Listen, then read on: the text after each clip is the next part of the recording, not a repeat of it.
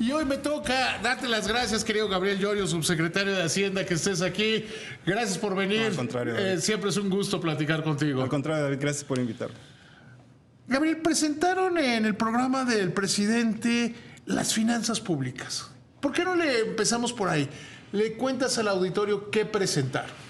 Bueno, fue una presentación donde estuvo el secretario, el doctor Rogelio Ramírez de la O, estuvo el director del SAT, el subsecretario de Egresos y estuve yo, con subsecretario de Hacienda. La presentación... Las cuatro patas de la mesa. La presentación prácticamente creo que se centró en los elementos de...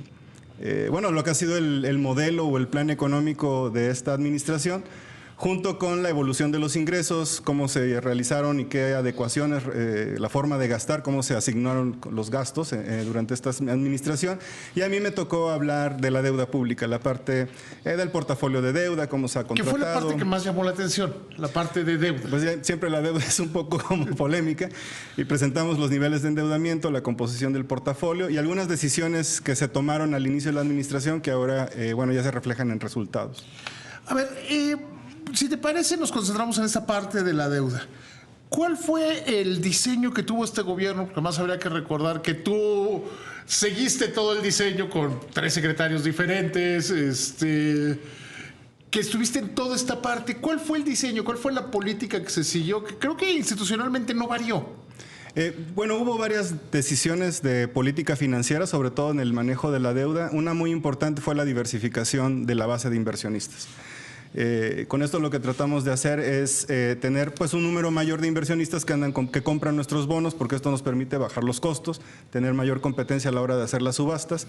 ¿Y cómo diversificamos la base? La hicimos a través de 2 estrategias. Entramos al mercado Formosa en Taiwán y también entramos donde hay principalmente aseguradoras como inversionistas, y también entramos a los mercados de deuda sostenible. Esta fue la forma más rápida de entrar a los mercados más líquidos.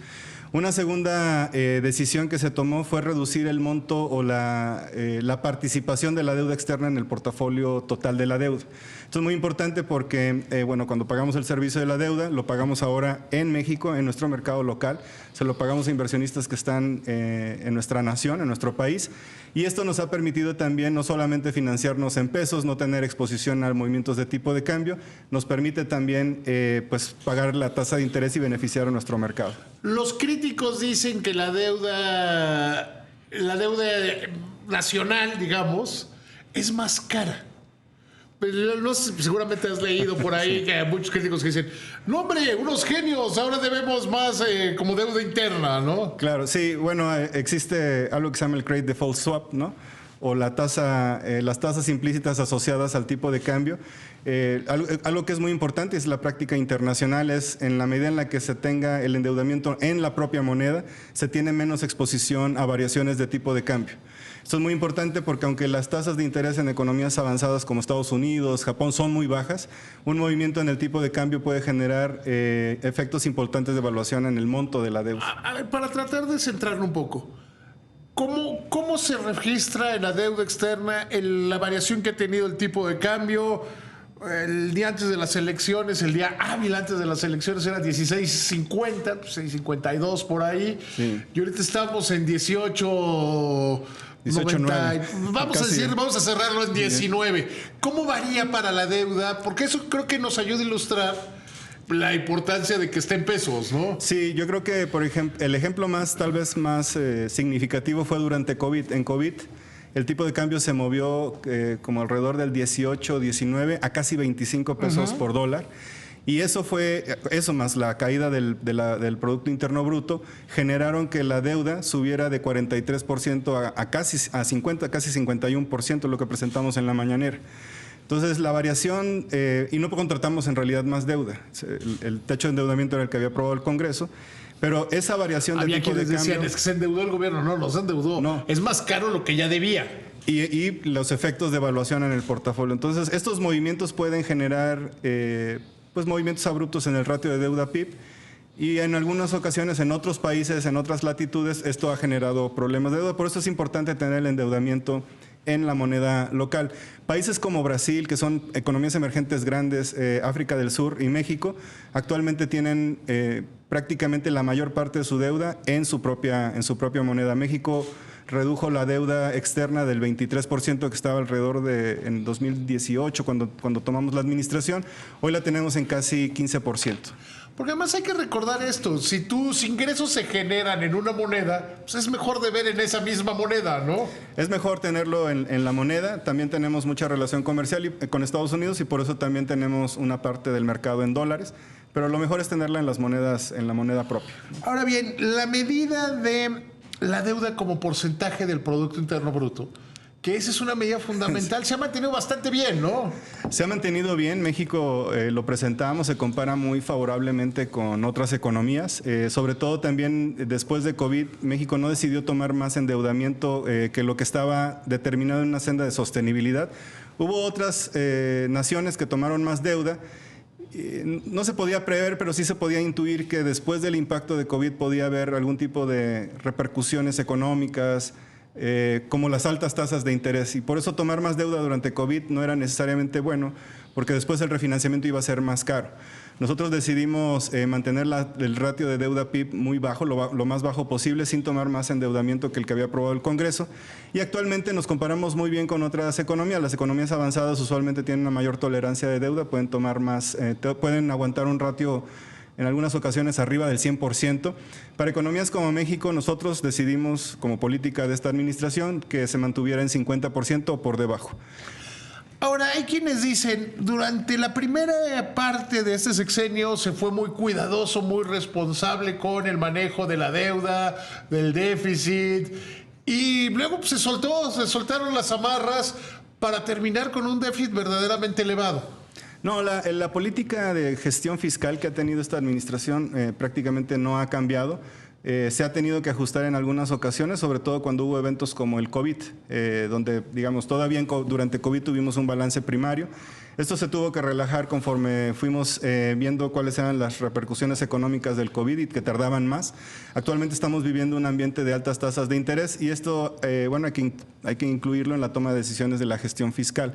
Pero sigue siendo un gasto responsable, sigue siendo un manejo de deuda que se está reconociendo a nivel internacional. Muy importante que por el lado de los ingresos, y lo presentaba el director del SAT, pues se ha incrementado la base de recaudación sin necesidad de subir impuestos. Y este modelo que se implementó en esta administración, lo que nos ha permitido es mantener la deuda anclada. Lo digo y lo subrayo, anclada, porque veníamos de una senda que estaba, se puede decir, explosiva, venía subiendo. En los últimos 2 años, la Secretaría de Hacienda, en los últimos años de la administración anterior, empezó a hacer un manejo fiscal para consolidarla. Y nosotros continuamos con esta estabilización y consolidación del ratio de deuda. Sí, porque la deuda venía creciendo como porcentaje del PIB y de repente se paró, digamos, por decirlo así, se paró. Se paró por ahí del 2018, pero nosotros también decidimos mantenerla anclada, parada, y que fuera disminuyendo si era posible. Y eso lo hemos logrado en los últimos años de la administración. El déficit pues tiene una explicación, se están terminando las obras de infraestructura, también hay impactos de altas tasas de interés que se tienen que incluir y están incluidos contemplados en la regla fiscal. Oye, vamos a ir a una pausa y hay que platicar de cuáles son los retos hacia adelante. ¿Qué es lo que tendrá que hacer la siguiente administración? Estoy platicando con Gabriel Llorio, subsecretario de Hacienda. Estamos conversando con el subsecretario de Hacienda, Gabriel Llorio. Gabriel, ¿cómo hacer esta transición? Yo creo que uno de los puntos más importantes que ha dejado la presidenta Claudia Sheinbaum es: no quiero que haya crisis de fin, inicio de sexenio. Hace unos meses había una gran incertidumbre. Decían, vamos a tener una versión del 94, 95, incluso te lo pregunté en alguna entrevista. Y yo creo que el nuevo gobierno está operando para que eso no pase, ¿no? ¿Qué hacer para que no pase más que operarlo como lo has dicho? Sí, bueno, creo que el contexto o las referencias a la crisis del 94 ya no necesariamente México ha cambiado mucho y no estamos en esa situación. México tiene ahora un tipo de cambio flexible que no acumula desequilibrios. Somos una economía mucho más abierta. Yo creo que lo más importante a destacar es, número uno, que hay una política de finanzas públicas para mantener las finanzas públicas en una senda de sostenibilidad. Y número dos, pues la ratificación del secretario, del doctor Rogelio Ramírez de la O, su continuidad y al mando de la Secretaría también brinda calma a los mercados y mantiene pues el mismo enfoque de gestión fiscal que se ha ejecutado en los últimos años. Número tres, también lo más importante es que la deuda se ha refinanciado de manera muy intensiva. Para el 2025 prácticamente se ha eliminado todos los vencimientos de deuda externa, se han reducido a cero. Prácticamente la siguiente administración no va a tener que ir a los mercados para refinanciar esa deuda, sí para financiar el presupuesto, porque siempre se hacen estos ejercicios. Sí, pero no va a tener que pagar nada, digamos. Exacto. Exacto, sí. Eso libera también, le da más flexibilidad a la gestión financiera de la Secretaría de Hacienda. Y creo que es muy importante también pues el alineamiento que se está reflejando en las metas que nos aprobó el Congreso. Presentamos el informe trimestral y prácticamente nuestros balances están en línea con lo aprobado. No hemos utilizado, de hecho, el déficit que estaba programado para estas fechas. Y para el cierre de esta administración del presidente López Obrador, el 30 de septiembre, estimamos, es una estimación, podría variar un poquito, que la deuda va a estar en 48.6% del PIB, ligeramente abajo de lo que nos aprobó el Congreso. ¿Cómo la tomamos en 43.5 con la nueva metodología del INEGI. Esta administración prácticamente incrementó en 4.9 puntos base la deuda como porcentaje del PIB, comparado con 8 en las últimas administraciones, ¿no? De cómo venía creciendo, y además comparado con... porque ahí sí hay que poner la parte de la pandemia, ¿no? Sí, por supuesto. Es una de las peores crisis que se han vivido probablemente en los últimos 60, 70 años. El impacto de COVID fue significativo, se vio en el Producto Interno Bruto y ahora lo estamos viviendo en las altas tasas de interés que están no solamente en México, sino en el mundo. O sea, entonces tú dirías que en ese se cumplió. Decías al principio de esta conversación de abrir los mercados. ¿Por qué es tan relevante abrir los mercados? ¿Por qué estás tan contento de Formosa? Bueno, primero porque los inversionistas del mercado Formosa, el mercado de Taiwán, son principalmente aseguradoras que invierten a muy largo plazo, casi tienen todos horizontes de inversión de más de 30 años por el tipo de negocio en el que están. Esto nos brinda la posibilidad de tomar financiamientos baratos que no necesariamente, que generan una presión en el corto plazo. Y la segunda, estrategia más importante, que no solamente tiene que ver con el desarrollo de mercados, es el acceso a los financiamientos de deudas sostenibles. Los bonos verdes, los bonos sostenibles. Es un nuevo mercado, es un mercado que está creciendo muy rápido, hay mucha liquidez en estos mercados y la forma más rápida de poder acceder a esta base de inversionistas de impacto, como se les conoce, era a través de los mercados más líquidos, que son los de dólares, euros y yenes. ¿Por qué estos mercados sostenibles se han vuelto tan importantes y cuál ha sido el papel que has tenido tú en la Subsecretaría de Hacienda para irle abriendo a las empresas, a los bancos, ese mercado? Porque yo creo que no solo es nos metemos al mercado, sino que le abrimos la puerta a las empresas privadas para que lo hagan, ¿no? No, totalmente. Cuando una nación como México emite deuda, no solamente es para financiar el presupuesto, es para desarrollar los mercados locales. No voy a entrar en la teoría financiera, pero el bono gubernamental es el de menor riesgo y es el que se utiliza para definir los precios asociados a bonos corporativos y por eso entre más barato tenga un financiamiento, un bono soberano, es mejor para los corporativos de esa nación. México por eso siempre emite en enero y en febrero en los mercados de dólares y euros, porque después las empresas van y emiten en estos mercados a tasas, tasas más bajas, a tasas nuevas referencias. Sí, o sea, ya tienen la referencia de si el gobierno sale ahí. A este precio, pues le suman tantito y ahí es donde está el precio del bono corporativo. ¿Qué hemos visto? Hay una tendencia creciente muy importante de inversionistas de impacto, inversionistas, como se les conoce, ASG, de Ambiente, Sociedad y Gobierno, que más allá de financiar o estar buscando rendimiento, también están buscando que esos recursos tengan ciertos impactos en estas dimensiones. Sobre todo nació con cambio climático, ahora se ha incluido la gobernanza y se ha incluido la sociedad. Porque ya no solo es la tasa, sino también el tipo de financiamiento, ¿no? El tipo de financiamiento y el tipo de impacto que va a tener este financiamiento. Esta tendencia está creciendo de manera muy acelerada. En 2018, a finales del 18, cuando tomamos la administración, tomamos la decisión de incursionar en el financiamiento sostenible porque ya se sentía esta creciente demanda de inversionistas que están requiriendo estos criterios. El día de hoy es muchísimo mayor estos requerimientos por parte de los inversionistas y yo, como van las cosas, podría ser que en el futuro empresas o países que no tengan estos marcos de sostenibilidad y esta transparencia con los inversionistas, tal vez no los quieran comprar. Y por eso era muy importante. O que les cueste mucho más trabajo. O les va a costar más caro también. Porque los compromisos de sostenibilidad que tienen las empresas tienen que ver incluso con cómo se financian y en qué se financian, ¿no? Y en qué se lo gastan también. Sí, Entonces, sí. empresas corporativas que tengan programas de sostenibilidad o programas de inversión en infraestructura, por ejemplo, que tiene impacto o que combate el cambio climático, que tiene un impacto positivo en la biodiversidad, pueden levantar los recursos, pueden financiar esos programas en nuestros mercados usando nuestras referencias y esto genera mayor eficiencia a la hora de tomar financiamiento. Déjame llevarte a otra parte que a mí siempre me llamó mucho la atención, que me ha llamado mucho la atención tu trabajo. Transformaste la ley de mercado de valores y además casi por unanimidad en el Congreso, salvo en el Senado ahí que hubo, pero que eran más bien cosas políticas. ¿Por qué cambiar la ley del mercado de valores y cómo quedó la ley del mercado de valores? Yo creo que es la más importante transformación quizá desde los 70s que se creó la ley del mercado de valores, ¿no? Sí, la ley de mercado de valores había varias iniciativas flotando, ¿no?, en la agenda legislativa y en el sector financiero, que obviamente estaban tratando de abordar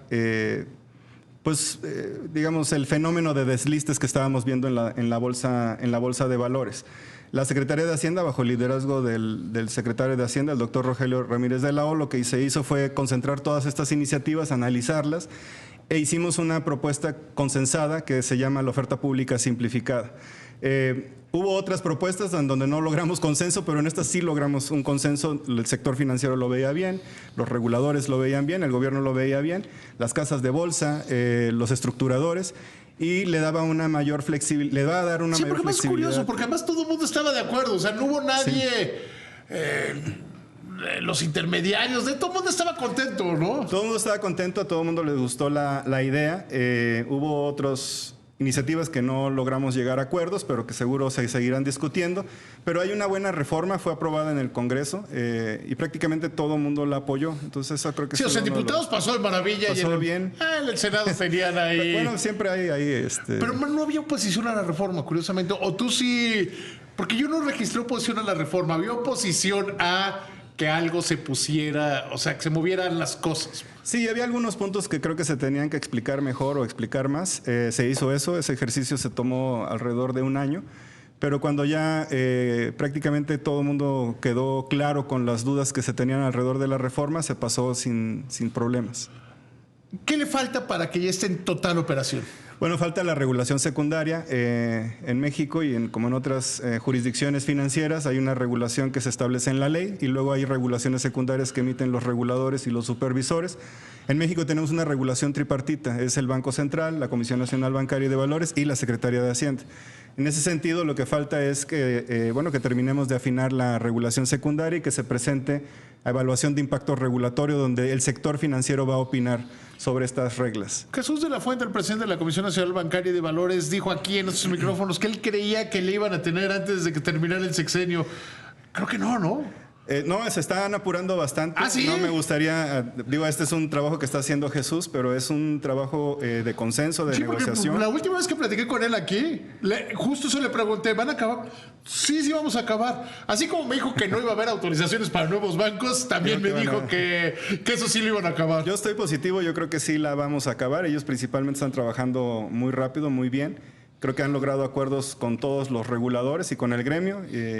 Yo estoy positivo en que la presentemos lo más pronto posible. Tengo mis dudas. Oye, y a ver, ¿qué es lo que esta ley del mercado de valores trae? Porque el mercado de valores se había quedado pues poco útil para el financiamiento, poco útil para el crédito en este país, en gran medida por la regulación, ¿no? Y poco atractivo incluso. Sí, yo creo que la ley de mercado de valores está tratando de abordar un problema principal en México, que es la falta de acceso de empresas a los mercados de financiamiento. ¿Qué tenemos en México? Tenemos 2 bolsas de valores que trabajan muy bien. pero que tienen acceso a ellas las grandes empresas. Y en México también hay grandes inversionistas que compran estas acciones o estos instrumentos de capital. Entonces tenemos un mercado desarrollado que en realidad está operando de manera entre grandes compradores y grandes emisores.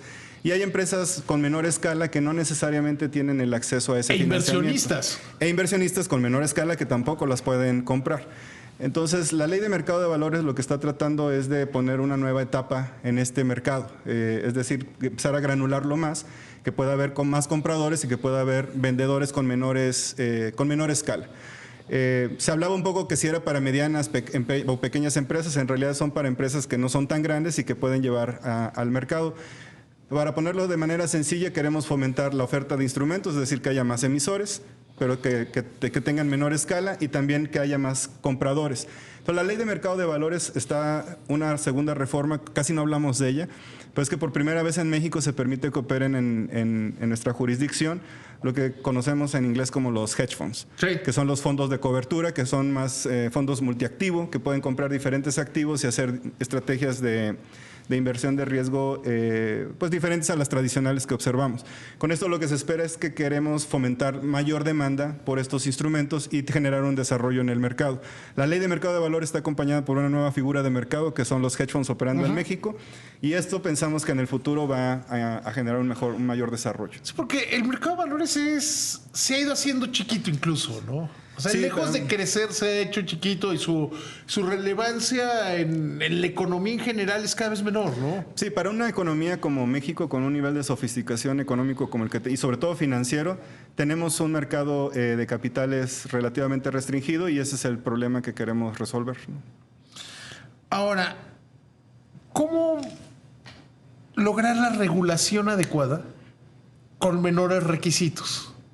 Porque siempre hay como ese tema, ¿no? De que es difícil estar en el mercado de valores porque hay demasiados requisitos, demasiado cumplimiento. Y si los bajas, pues la posibilidad de que haya fraudes y quebrantos es muy alta. ¿Cómo encontrar el punto medio? No, este es precisamente el gran reto de la reforma. Es poder tener una mayor flexibilidad para que las empresas puedan salir, y por eso una oferta simplificada donde no necesariamente se va sobre todos los procesos, pero que sí esté monitoreada, que sí esté controlada y supervisada sin perder pues el control de la supervisión en la jurisdicción financiera. Esta es una muy buena pregunta porque de hecho siempre hay tienes que escoger entre una cosa y otra. Yo como soy más de la regulación, a mí me gusta más la regulación que la no regulación. Siempre es mejor la regulación y mejor el control y el monitoreo, porque precisamente lo que queremos es una jurisdicción que tenga un nivel de calidad, de eficiencia y de operación, que le dé certidumbre a los inversionistas y a los emisores, y que puedan resolver también conflictos. La ley de mercado, la reforma del mercado de valores no solamente simplifica, sino que mantiene la resolución de conflictos intacta, es decir, se mantiene igual que como si fueran otros instrumentos que operan en México, y al mismo tiempo permite también la entrada de fondos que puedan operar en México, no solo hedge funds, sino también otros fondos que pudieran venir del extranjero, y tomar mejor ventaja de la infraestructura financiera. ¿Esto cuánto esperan que sirva para el crecimiento del ahorro, de la inversión? Porque tenemos muchas distorsiones en México en el financiamiento de las empresas, ¿no? Sí, precisamente porque no tenemos una alta bursatilidad en el mercado de capitales. Y sobre todo también cuando pensamos en la reforma de 2020 de pensiones, que le va a dar mayor liquidez a los inversionistas institucionales, pues lo que quisiéramos es que esta liquidez se pueda utilizar para el financiamiento de proyectos o el financiamiento de capital de algunas de las empresas. Y ahí el reto es cómo pueden cumplir con los requisitos, cómo pueden replicar los márgenes de gobierno corporativo que tienen grandes empresas que emiten en las bolsas, y al mismo tiempo darles certidumbre. Y yo creo que en este momento tenemos una infraestructura financiera y reformas que le van a dar más liquidez a nuestros mercados, que nos van a ayudar a financiar el desarrollo en el futuro. Oye, me quedé con eso de que sí van a acabar. O sea, yo realmente tengo muchas dudas. Cuando me dijo Jesús de la Fuente, le dije que no le creía al buen Jesús. Nos estamos apurando. Pero, o sea, creo que sería un gran cierre de esta administración, ¿no? En esa parte. No, y le dedicamos mucho tiempo los equipos de trabajo a la reforma, a negociar. Participaron prácticamente todas las instituciones financieras. Nos queremos apurar y queremos terminar antes de que acabe la administración, presentarlo a evaluación de impacto regulatorio. Oye, ¿qué sabor te deja este paso, todo este tiempo que has estado en la Secretaría de Hacienda? Finalmente es como estar terminando en la vida de las personas un año calendario que dices, ya le diste una vuelta al sol. Ya le diste, sí. ¿Qué es darle una vuelta a este sexenio? Porque además, tú has estado en la Secretaría de Hacienda desde el día 1. Sí, desde el equipo de transición. De y hecho, como subsecretario desde el día 2. No, me deja muy buen sabor de boca. Obviamente, como lo pones, es el cierre de un ciclo, es el cierre de una administración. Hay que cerrarlo bien. Estamos enfocados en eso. El presidente López Obrador nos ha pedido que refinanciemos la deuda, que vayamos haciendo todo lo que tengamos que hacer para entregar buenas cuentas en septiembre, para que el 1 de octubre la presidenta electa, la doctora Claudia Sheinbaum, reciba finanzas sanas, deuda controlada. Y prácticamente, bueno, los nuevos equipos de transición irán formulando también el programa económico del siguiente año.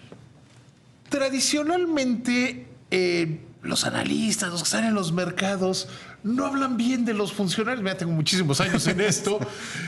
¿Qué sientes tú personalmente de que hablen tan bien? El otro día, por ejemplo, Serrano del BBVA México hablaba muy bien de ti en estos micrófonos. ¿Qué se siente desde el punto de vista personal? Porque no es lo común de que los regulados hablen bien del regulador. Sí. No, bueno, espero que eso no se tome mal, ¿no? No, la verdad es que hemos trabajado muy bien con el sector. Tenemos mucha comunicación, sobre todo con el sector financiero en su totalidad. Yo creo que algo importante que me deja muy buen sabor de boca es que es un sector complejo por la regulación que existe. No por la regulación per se, sino por el diseño del sector financiero en México. Pero creo que lo importante es estar en comunicación y sobre todo siempre tratamos de identificar áreas de mejora, ¿no? ¿Dónde podíamos mejorar la regulación? Si podíamos lograr algún cambio que pudiera detonar un sistema financiero más fuerte. Yo por ahí de 2020, después de COVID, hacía un poco la reflexión porque conforme fui conociendo la extensión de la infraestructura financiera que tiene México, pues tenemos prácticamente la escala para ser un hub financiero en Latinoamérica. Y no necesariamente lo estamos haciendo. Y creo que eso es algo que tenemos que buscar. Con esa nos quedamos. Creo, Gabriel, gracias por haber venido. Gracias a ti. Gracias. Vamos a una pausa.